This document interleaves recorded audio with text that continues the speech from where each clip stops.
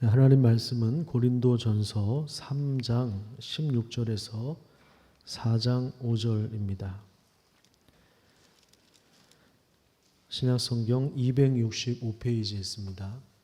고린도전서 3장 16절에서 4장 5절까지 말씀 제가 읽도록 하겠습니다.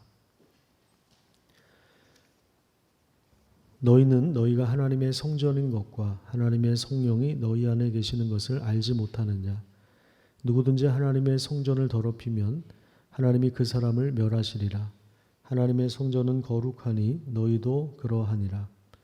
아무도 자신을 속이지 말라. 너희 중에 누구든지 이 세상에서 지혜 있는 줄로 생각하거든 어리석은 자가 되라. 그리하여야 지혜로운 자가 되리라.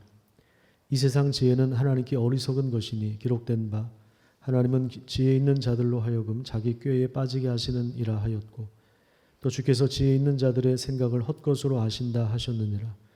그런즉 누구든지 사람을 자랑하지 말라. 만물이 다 너희 것임이라.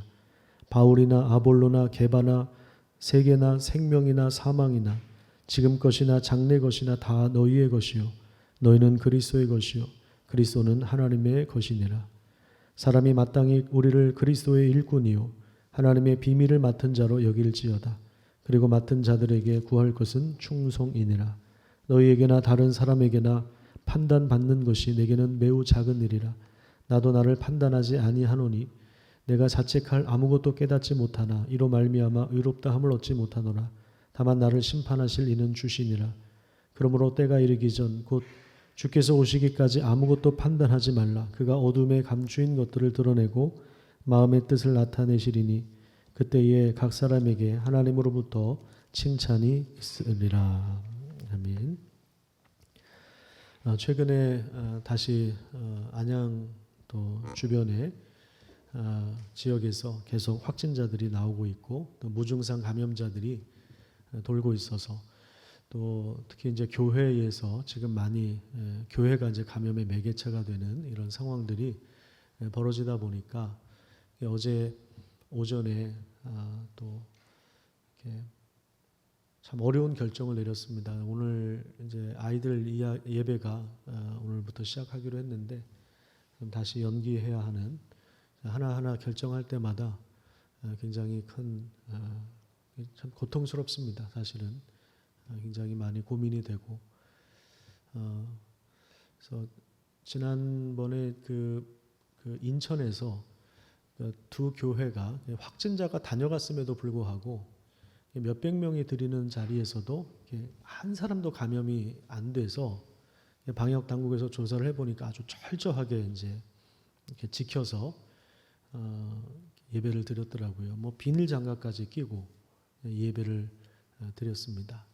그래서 우리도 좀 당분간 더 긴장하고 불편하겠지만 절대 마스크 벗으시면 안 되고요.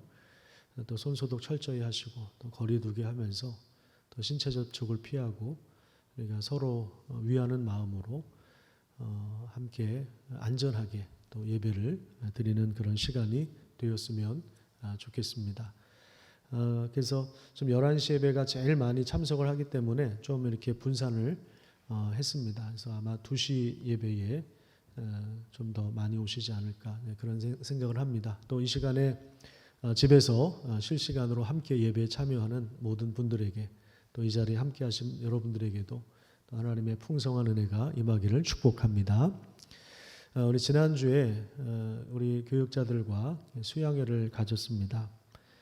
안양 주변에 이제 확진자가 많이 나오다 보니까 어떤 방식으로 할까 고민하다가 야외의 한 장소를 정해서 오전에 이게 집중해서 토론을 하고 늦은 점심을 먹었습니다. 한 2시쯤에 점심 식사를 하고 그 주변에 그 새로운 아파트 단지가 들어선 신도시, 작은 신도시인데 거기에 이제 최근에 건축한 그 두 교회를 방문해서 둘러보았습니다. 예고 없이 방문했지만 한 곳에서는 부목사님이 또 한 곳에서는 담임 목사님이 친절하게 교회당 건축물을 이렇게 보여주시고 또 이렇게 설명도 해주셨습니다. 두 교회 다 우리 교회 이제 땅 평수하고 이제 비슷한 그런 교회이고 또 작년 말에 완공이 됐기 때문에 특별히 더 관심이 갔습니다. 한 교회는 1층에 도서관 시설을 워낙 잘 해놔서 지역 주민들이 지나가다가도 이렇게 좀 들어와 보고 싶은 장소이기도 하고, 또 유명한 건축가가 설계를 했다고 합니다. 그래서 건축상도 여러 번 받았다고 하는데요. 여성들과 아이들을 위한 세심한 배려를 했고 디자인이 아주 괜찮았습니다. 교회라고 하는 간판만 없었다면 과연 이 건물이 교회인지 아닌지 가늠하기 어려울 정도로 그렇게 아주 디자인이 좋은 그런 건축물이었습니다. 또 한 교회도 아름다웠어요. 단순한 구조였지만 이렇게 영상과 음향 시설에 굉장히 공을 많이 들였습니다. 아마 여러분 저쪽 봉담 쪽에서 이렇게 군포 IC로 이렇게 쭉 고속도로 타고 오다 보면 예쁜 건물 하나 보이실 거예요. 도로변에. 당신은 안전합니다. 요즘에 그 메시지가 있던데요. 그 건물이에요. 담임 목사님이 직접 이제 설명을 해주시면서 많은 좀 대화를 주고받았는데 놀라운 얘기를 들었습니다. 요즘에는 이제 신천지 때문에 우리가 이제 교회를 방문을 해도 우리는 안양에서 왔고 제일소망교회를 담당하고 있는 목사들이다 이렇게 처음에 소개를 했는데 그 목사님이 더 놀라시더라고요. 그 목사님이 최근까지도 덕원 아파트에서 사셨는데 주차할 데가 없으면 우리 교회 주차장을 많이 이용하셨다고 합니다. 그래서 늘 고마운 마음을 가지고 있었고 이사하기 전에 그 마음을 좀 표현하고 싶었는데 그러지 못했다고 해요. 근데 이제 마침 또 그날 오전에 그 교회 부목사님하고 그런 대화를 나눴다고 합니다. 내가 살던 마을에 이런 교회가 있었는데 이렇게 주차장을 개방해서 내가 혜택을 많이 받았다. 근데 이제 이 고마운 마음을 이렇게 이야기를 하지 못했다. 그런 얘기를 나눴다 그래요. 근데 오후에 저희들이 나타난 겁니다. 그래서 저희들한테 너무 고마웠다. 그렇게 전달을 해주셨습니다. 그 교회가 안양감리교회에서 80주년 기념으로 이렇게 분립개척을 한 80여 분 정도 성도들이 같이 새로운 교회 이제 참여하고 또 그 신도시 이제 주민들을 이제 대상으로 또 목회를 하시겠죠. 그래서 안양감리교회에서 오랫동안 사역했던 목사님이신데 그런 고마운 마음을 이렇게 표현을 해주셨습니다. 제가 그날 이제 두 교회를 방문하고 와서 이제 두 가지 생각을 했어요. 첫 번째는 교회가 지역 사회 속에서 아름답게 세워지고 있는 것을 볼 때 참 기쁜 마음이 들었습니다. 또 한 가지는 이제 교회가 이게 세워지는 과정 중에서 자랑거리도 있을 수 있고 그리고 감사거리가 있을 수 있겠구나라는 생각을 하게 되었습니다. 오늘 본문을 제가 보다 보니까 결국에 자랑거리냐 아니면 감사거리냐 이 두 가지를 잘 구분해야 되겠다라는 생각이 들었습니다. 고린도전서 1장 10절부터 보면 본격적으로 고린도 교회가 가지고 있었던 문제점을 언급하고 있습니다. 고린도 교회의 가장 큰 문제는 분쟁이었습니다. 1장 10절에 보면 분쟁이라는 단어가 나오죠. 여기 이제 분쟁이라고 하는 것은 경쟁으로 인한 불화와 갈등을 말합니다. 12절에 보면 조금 더 구체적으로 설명을 하고 있는데요. 고린도 교회에는 파당이 있었습니다. 나는 바울에게 속했다. 나는 아볼로에게 속했다. 나는 게바에게 속했다라고 하면서 무리를 짓고 파당을 지어서 이렇게 교회 지도자들을 내세워서 서로 경쟁하고 또 서로 비교하고 판단하는 이런 심각한 분열의 요소가 분쟁의 요소가 있었습니다. 바울은 고린도 교회를 개척한 사람입니다. 여러분 잘 아시는 것처럼 개척이라고 하는 것은 참 힘든 것입니다. 아주 특별한 헌신이 필요한 것이죠. 그래서 고린도 교회 성도들 중에는 처음 이 복음을 들려준 이 바울을 지지하는 사람들이 있었습니다. 바울은 지금 그 교회에서는 떠나서 다른 지역에 있지만 그들은 바울의 수고를 여전히 기억하고 있었습니다. 시간이 흘러도 우리 예전이 참 좋았다. 예전에 우리 신앙생활 할 때가 참 재밌었다. 이렇게 추억하는 사람들이 있죠. 이런 사람들이 바울파를 형성하고 있었습니다.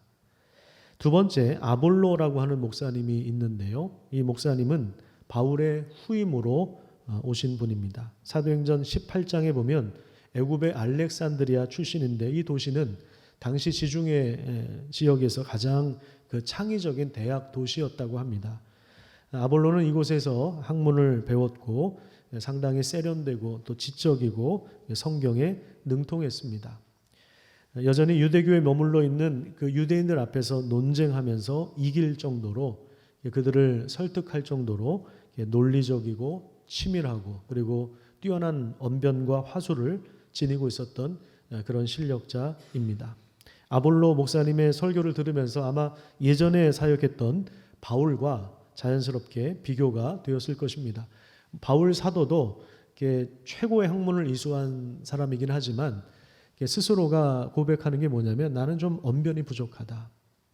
말이 좀 시원치 않다. 이런 표현들이 나오는 걸 봐서는 아마 이 전달력에 있어서 좀 많이 부족하지 않았나 이런 생각이 듭니다. 그런데 이제 아볼로 목사님은 지식도 있었고 전달력도 탁월한 그러한 사역자였습니다. 그래서 고린도에서 비교적 이렇게 지성을 추구하는 사람들은 아마 이 아볼로 목사님의 설교에 매료당한 사람들이 많았을 거라고 우리가 살펴볼 수 있습니다. 그런 사람들은 우리는 아볼로 목사님을 지지한다라고 하면서 또 하나의 파당을 만들었습니다. 세 번째 게바파가 있었는데 게바는 베드로를 말하죠. 베드로는 가끔 이제 고린도 교회를 방문하여서 헌신 예배 설교도 하고 또 사경에도 인도하고 또 성경 공부도 가르쳐 주었을 것입니다. 사실 베드로가 어떤 사람입니까? 예수님을 직접 봤던 사람 아닙니까? 예수님의 직속 제자, 예수님과 직접 삶을 나눴던 그 기적을 목격했던 레전드죠.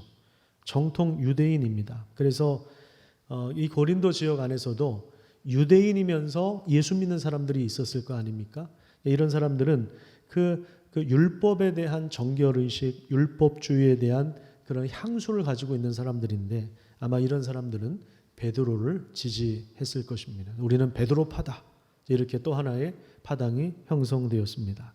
자, 그다음에 네 번째는 이렇게 사람을 숭배하고 우상시 여기고 그를 따르면서 이렇게 팬덤을 형성하는 이런 장면들을 보면서 염증을 느낀 사람들이 있었을 것입니다. 여기에도 끼지 못하고 또 저기에도 끼지 못하는 어중간했던 층이 있었던 것으로 보입니다. 또 이런 사람들 중에서는 영적인 은사가 탁월해서 기도도 많이 하고 또 이렇게 신앙에 대한 자부심이 이렇게 대단했던 사람들일 거라고 추측을 할 수 있습니다.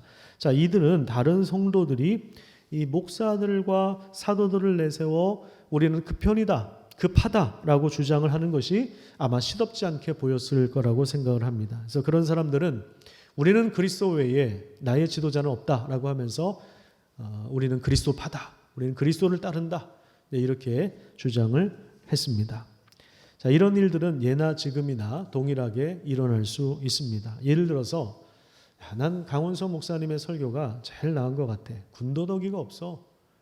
뭐 그냥 성경만 가지고 강의를 하니까 난 이 설교가 좋다. 이렇게 이야기하는 분들이 있을 수 있습니다. 또 한쪽에서는 그래 나는 성성미 목사님의 설교가 참 좋은 것 같아. 원고도 안 보고 설교하잖아. 그리고 아주 섬세하고 열정을 불러일으키는 설교. 나는 그래서 성 목사님 설교가 제일 좋다. 이렇게 이야기하는 사람도 있을 수 있고. 또 다른 한쪽에서 너 황영선 목사님 설교 안 들어봤지? 설교 중간에 웃는데 그거 한번 들으면 끝나. 뭐 이러면서 이 오후에 졸린 시간에 오후에 설교 들으면 그 딱이야. 그러면서 한번 들어봐. 뭐 이렇게 이야기할 수도 있을 것 같습니다. 또 다른 한쪽에서는 그래도 담임 목사 설교가 제일 낫지 않겠냐. 그래도 담임 목사인데 한번 들어봐. 목소리가 얼마나 좋은지 몰라. 그렇게. 또 다른 한쪽에서 나는 그래도 윤 전도사님이 우리 부서거든. 뭐 이렇게 또 이렇게 이야기를 하는 분들이 있을 수 있겠다. 제가 좀 이렇게 꾸며서 한 이야기지만 그런 개연성이 있지 않겠습니까? 그러니까 이에 대해서 저의 이제 개인적인 입장은 이렇습니다. 성도들은 설교에 대한 분별력을 가지고 있어야 된다고 저는 생각을 합니다. 이것이 정말 하나님의 말씀을 전하는 설교인가 아닌가에 대한 그 분별력을 가지고 그래서 그 설교를 통해서 하나님의 뜻이 무엇인가, 하나님의 뜻을 발견하고 적용하면서 살아야 하는 게 굉장히 중요하죠. 또 그러다 보면 자신의 성향에 맞는 설교자가 있을 수 있습니다. 유머 코드가 뭐 비슷하다든지. 요즘에 이제 유튜브나 이제 방송을 통해서 자신이 좋아하는 그 설교를 얼마든지 청취할 수가 있습니다. 저는 뭐 그건 큰 문제가 아니라고 생각을 해요. 그런데 이제 문제가 되는 건 뭐냐면 난 누구의 설교가 좋다. 그걸 너무 강하게 주장하는 거예요. 난 어떤 목사님이 좋다라고 하는 걸 가지고 이걸 남들보다 비교 우위를 드러내는 것. 근데 이것이 왜 문제가 되냐면 이게 따지고 보면 어디서 온 거냐면 경쟁 심리에서 온 거예요. 나중에 이런 게 이제 불씨가 돼서 불화를 일으키고 갈등을 조장하고 편을 가르는 상황이 된. 이것이 이제 그리스도의 몸인 교회를 조각조각 찢어 놓는 거다. 이제 사도 바울이 이렇게 경고를 하고 있습니다. 예를 들어서 유명한 그 지도자, 유명한 설교자의 명성에 자기를 포함시켜서 내가 다른 사람들보다 더 영적으로 우월한 위치를 점하고 있다라고 하는 것을 교묘하게 드러낼 수 있는 위험 요소가 있다라고 하는 것입니다. 유명한 그 설교자, 나는 이찬수 목사님 설교를 들어. 난 이런 사람이야. 나는 이렇게 영적으로 깨어 있는 사람이야. 뭐 이런 식으로. 물론 좋은 의도에서 듣는 분들도 계시겠지만, 뭐 저도 가끔 듣습니다. 근데 이제 이게 누구를 내세우는 거죠. 자꾸만 나는 대형교회 다녀. 나는 이런 데 다녀 하면서 이렇게 은근히 이렇게 영적인 우월감을 드러내는 이런 거에 대해서는 이게 문제다. 사도 바울이 이렇게 이야기하는 겁니다. 이런 거는요. 그 성도들뿐만 아니라 목사들한테도 나타납니다. 신학을 공부하는 사람들한테도 이런 현상들이 나타나요. 예를 들면 유명한 그 신학자들의 연구 결과물을 내세우고 내가 누구의 제자고 내가 누구한테 강의를 들었고 내가 누구의 책을 읽었다. 내가 책을 얼마나 읽었다. 이런 것을 이제 내세우고 또 이제 그 신학자의 명성에 이렇게 슬쩍 자기를 올려놓는 것입니다. 그래서 나는 개혁주의파다, 뭐 나는 오순절파다라고 하면서 이렇게 비교하고 경쟁하는 것이죠. 그래서 사실 제일 그 무서운 사람들이 누구냐면 신학을 처음 공부한 사람들. 이 사람들은 뜨겁기도 하지만 날이 서 있어 아주 날카롭습니다. 그래서 이렇게 비난하고 정죄할 가능성이 상당히 많이 있습니다. 근데 저도 그랬어요. 저도 20대 초반에 신학을 처음 공부했을 때 제가 굉장히 날카로웠던 것 같아요. 그때 여러분들이 저를 안 만났던 게 상당히 복이에요.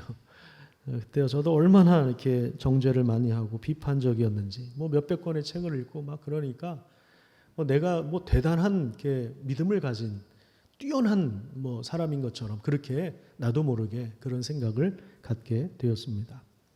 자, 이런 부분들이 이제 심각한 문제라고 하는 것을 지금 강하게 질책하고 있는 것입니다. 자, 고린도전서 3장 1절을 한번 보십시오. 거기 보면 내가 너희들을 어린 아이들을 대함과 같이 한다. 이렇게 이야기를 합니다. 심각한 분쟁과 분열이 있는 교회를 향해서 사도 바울은 야, 너네 정말 유치하다. 너네들 아직 어린아이와 같다. 성숙하지 못하다. 이렇게 꼬집고 있는 것이죠. 자, 그런데 이런 현상은 유치한 것을 넘어서서 지금 이거 굉장히 무서운 현상이다라고 이제 이야기하는 내용이 16절과 17절입니다. 제가 읽어드릴게요. 너희는 3장 16절 17절입니다. 너희는 너희가 하나님의 성전인 것과 하나님의 성령이 너희 안에 계시는 것을 알지 못하느냐. 누구든지 하나님의 성전을 더럽히면 하나님이 그 사람을 멸하시리라. 하나님의 성전은 거룩하니 너희도 그러하니라.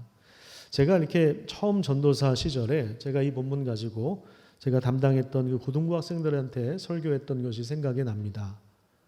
설교를 준비하다 보니까 옛날 그 20년도 전 했던 이야기가 생각이 나는데 그때 제가 이제 고등부 아이들을 맡고 있었는데 그 친구들이 그 담배를 핀 거예요. 이제 예배 전에 화장실에서 담배를 피고 온 거를 제가 알게 되었습니다. 야, 그때 참 얼마나 충격을 받았는지 몰라요.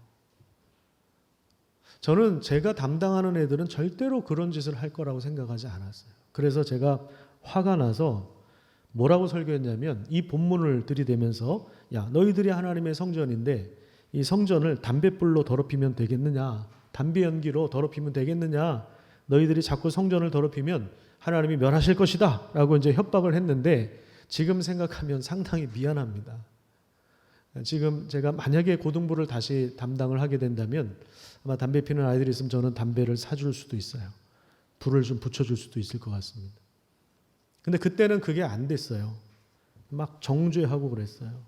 근데 여기 보면 이 하나님의 성전을 더럽힌다라고 하는 것이 무슨 뭐 이렇게 담배 연기로 더럽힌다 그런 게 아니에요. 그런 게 아니라 서로 비교하고 경쟁하면서 지도자를 내세워서 그룹을 형성하고 파당을 만들고 자기를 증명하는 싸움을 하여서 그리스도의 몸인 교회를 이렇게 조각조각 쪼개놓는 이런 것을 말하는 거예요. 이렇게 무섭고 위험한 상황이 고린도 교회에 지금 퍼져나가고 있었던 것입니다. 자, 이에 대해서 사도 바울이 해결책을 두 가지로 제시하고 있는 것입니다. 자, 우선 첫 번째 해결책은 뭐냐면 사람을 자랑하지 말라라고 하는 것입니다. 사람을 자랑하지 말라. 자, 21절 말씀을 우리 다 함께 읽도록 하겠습니다. 시작.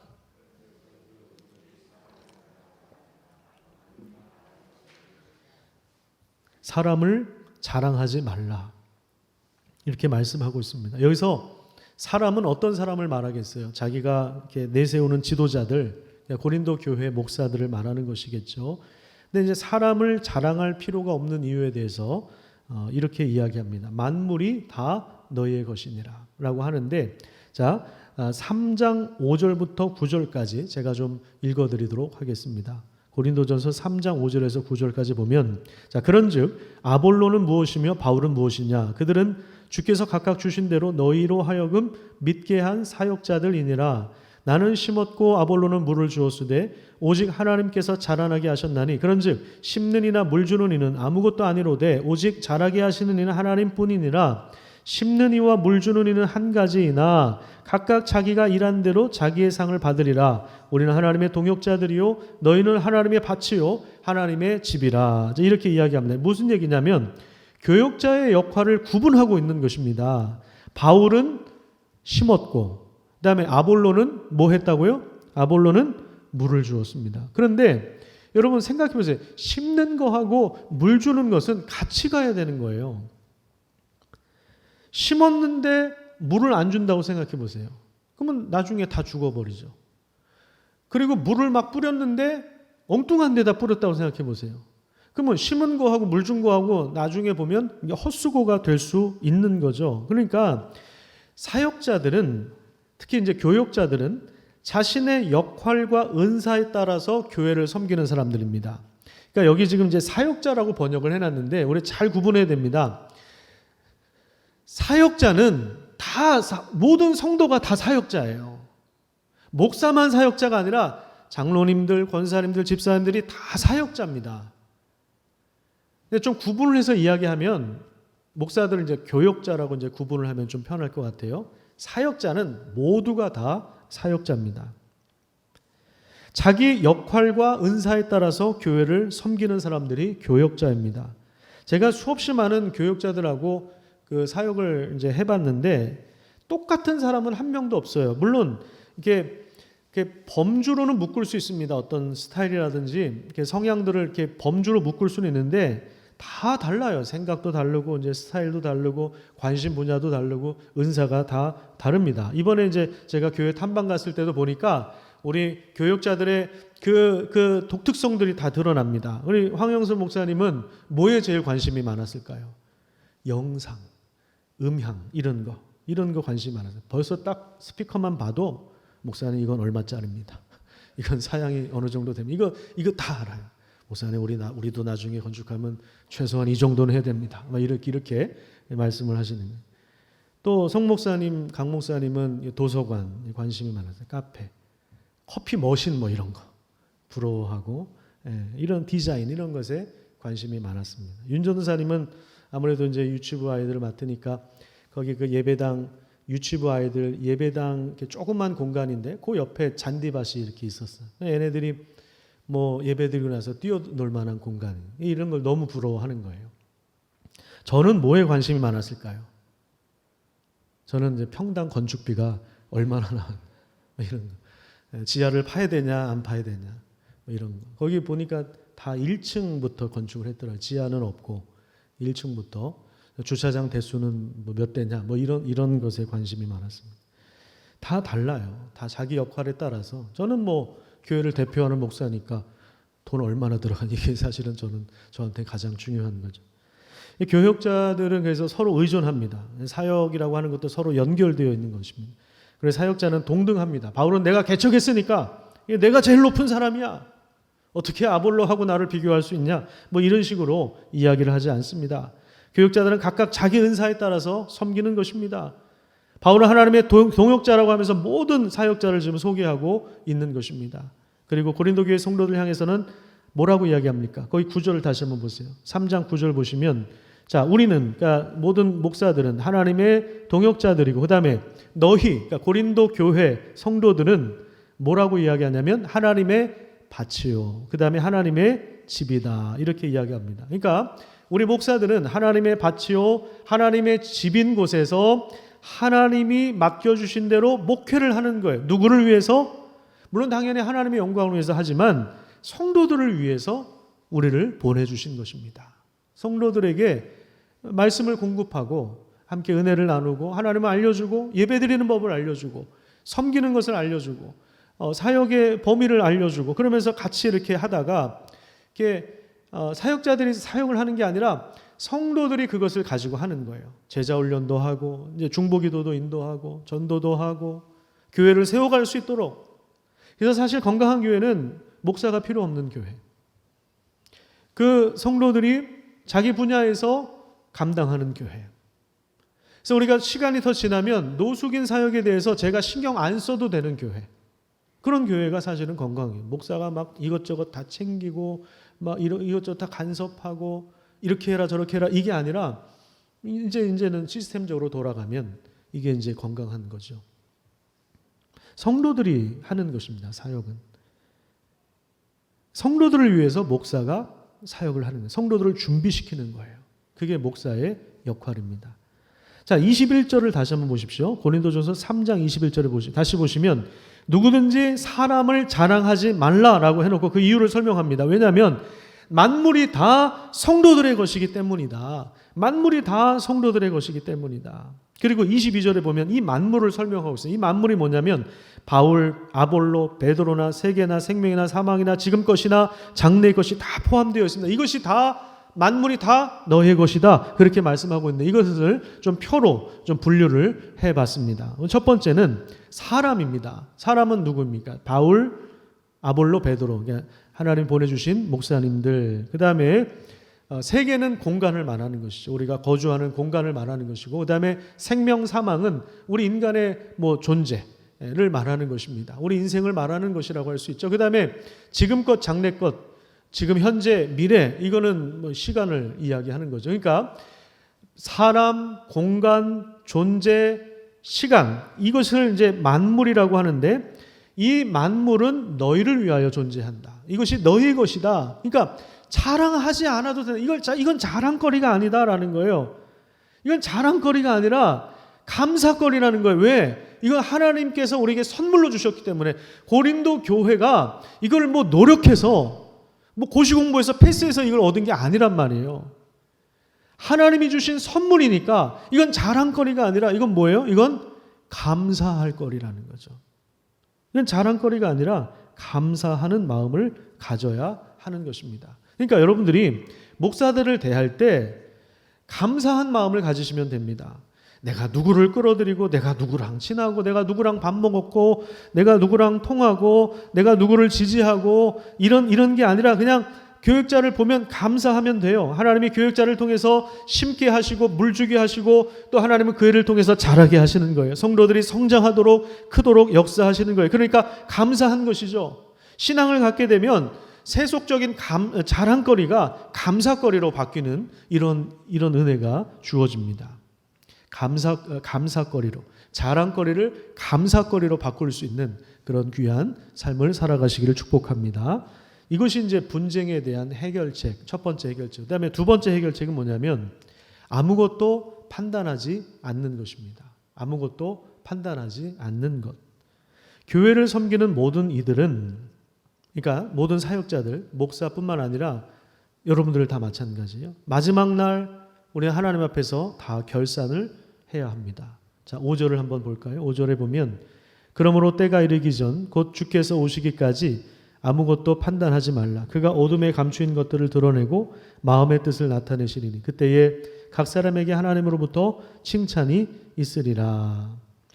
그 다음에 이제 고린도전서 3장 13절을 한번 보세요.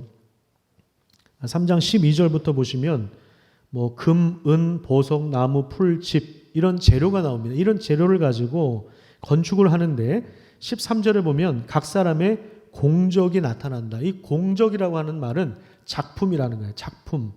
작품이 나타나는데 뭘로 그 작품을 남기냐면, 판단하냐면, 시험하냐면 불로 나타낸다.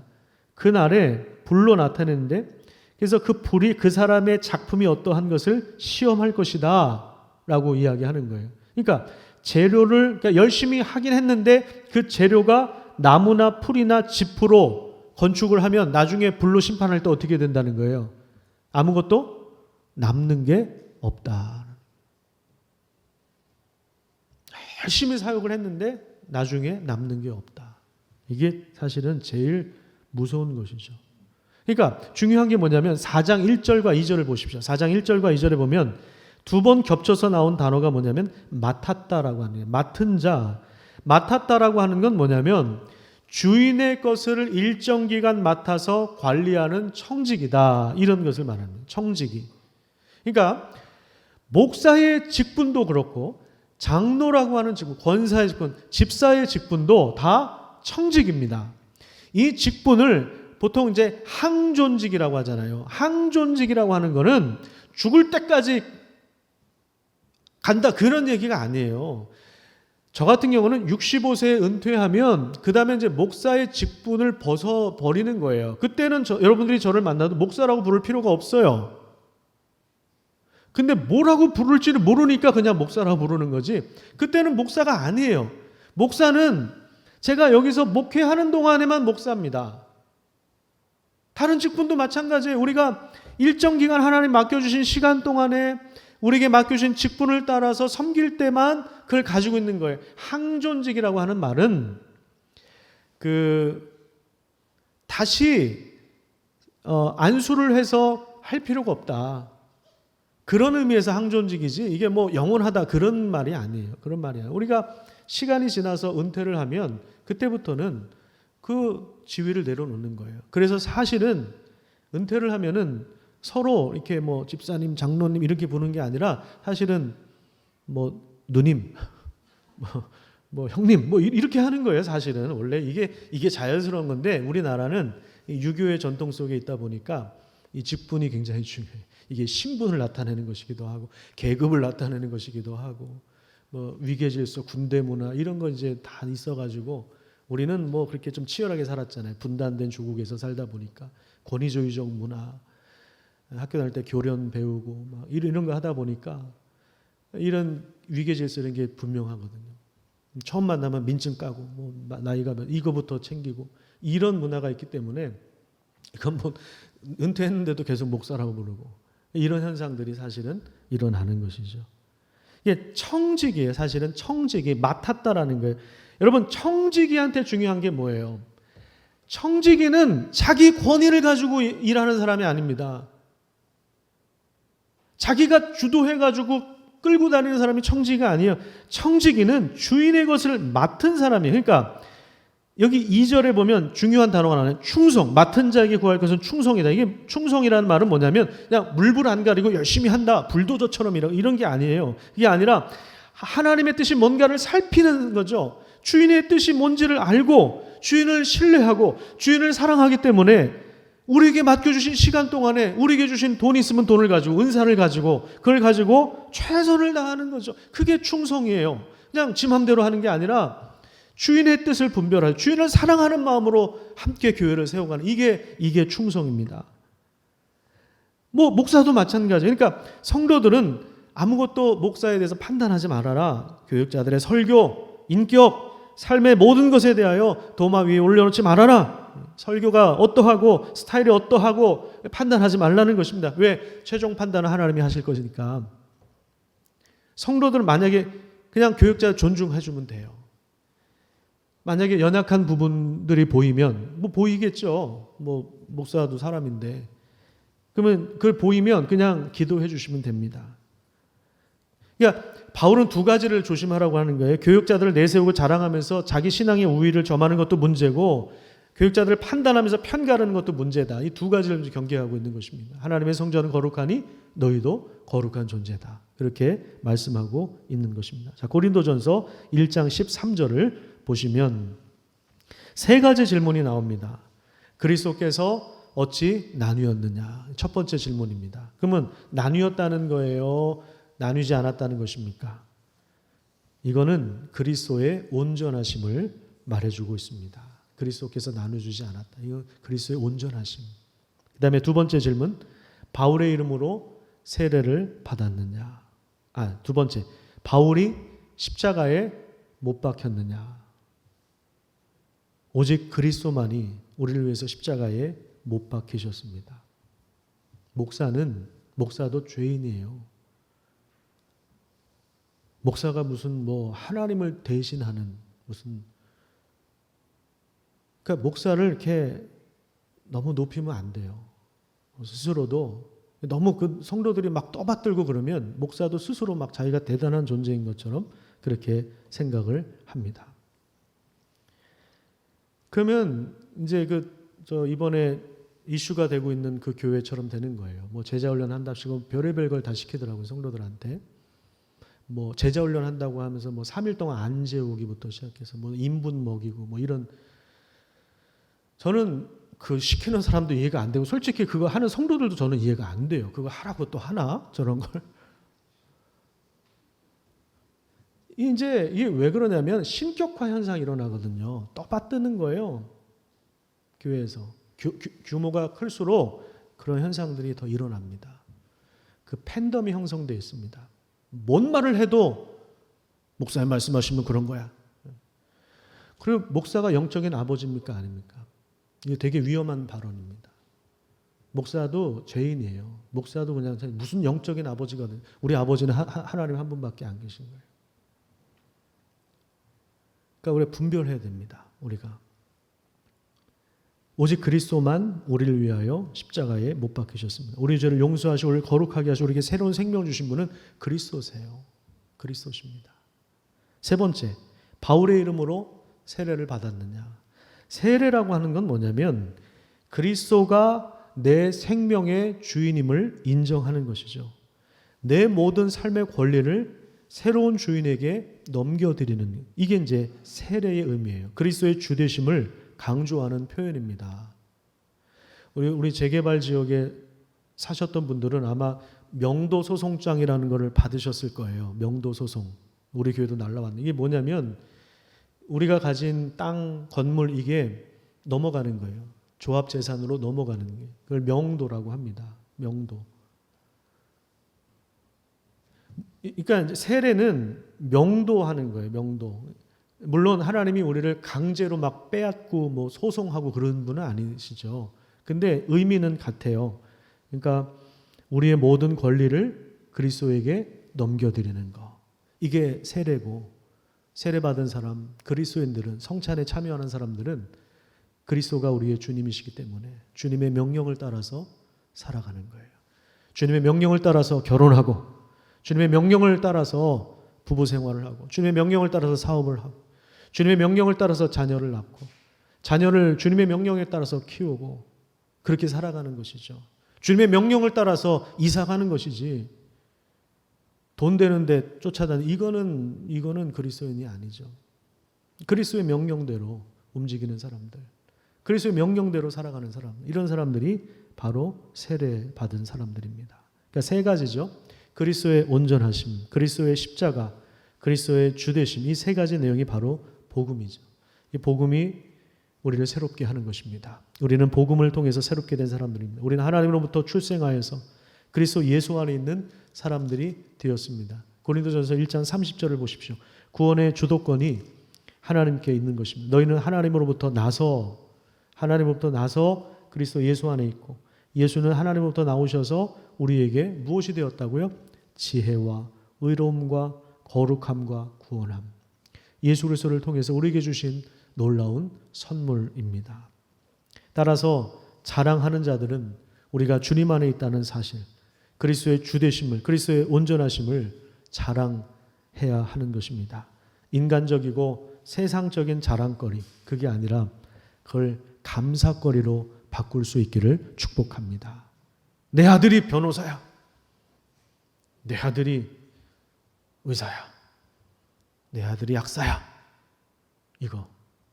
이런 이 세속적인 자랑.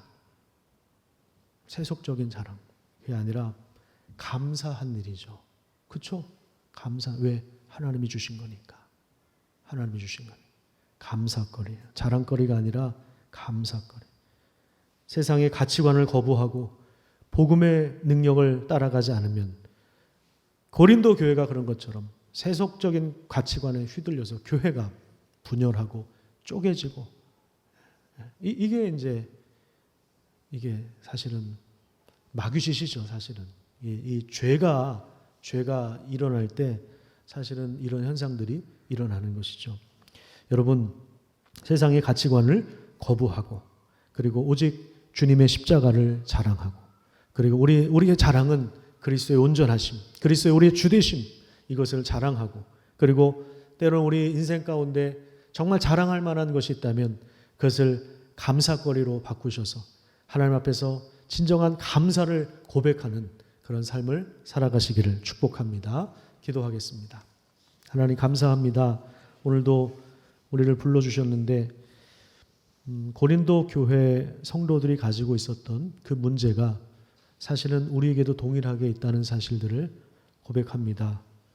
우리도 경쟁 심리가 있고 남들보다 더 앞서고 싶고 더 높아지고 싶고 더 자랑하고 싶고 그래서 나를 증명하고 싶은 그러한 싸움을 하고 있습니다. 하나님, 우리를 긍휼히 여겨주셔서 우리의 자랑은 오직 그리스도 십자가밖에 없음을 깨닫게 하여 주시고 또 그리스도가 우리의 주님이심을 고백하며 또 주님 안에 있음을 우리가 함께 자랑하고 거기에 안심하며 그리고 우리에게 주신 그 모든 이 선물들을 감사의 거리로 바꾸며 감사의 내용으로 이렇게 고백하고 채워가고 하나님을 찬양할 수 있는 또 우리에게 주신 선물을 우리 주변 사람들과 나누면서 함께 살아갈 수 있도록 하나님께서 은혜로 인도하여 주시옵소서.